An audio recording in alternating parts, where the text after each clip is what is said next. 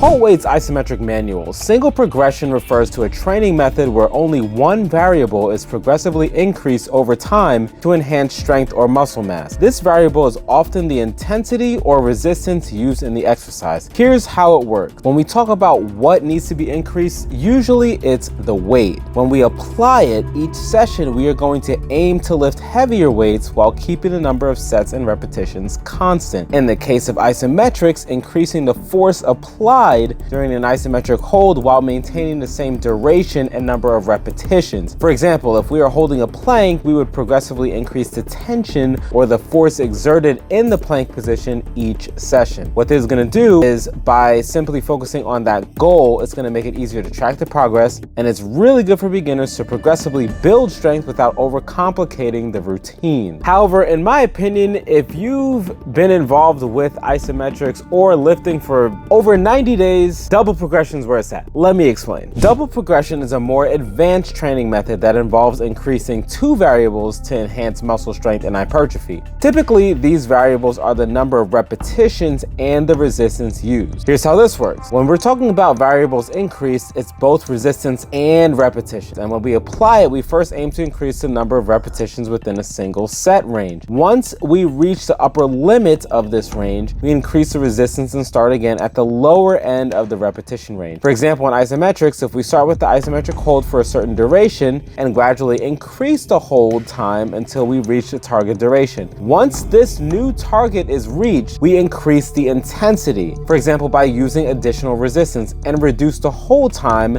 then build up again. So an example of this would be on this graph here. For weeks 1 to 3, we want to hold an isometric squat for 30 seconds at a certain resistance. Weeks 4 through 6, we want to increase the hold time to 45 seconds at the same resistance. Week 7, we increase the resistance and reduce the hold time back to 30 seconds. And then we repeat, continuing the cycle progressively, increasing both time and resistance. What this is going to do is that it's going to encourage not only strength, but also endurance improvements. And flexibility is going to go up, allowing for continual progress without hitting plateaus as we have multiple variables to adjust. In practical application, in isometric training context, understanding and applying single and double progression can significantly enhance your training outcomes. For single progression, it's ideal for focused strength gains, for example, increasing attention in a static hold incrementally. For double progression, it's suitable for balance development, targeting both strength and muscle endurance, for example, increasing both the duration of an isometric hold and the resistance used. Dragon Door's famous Promethean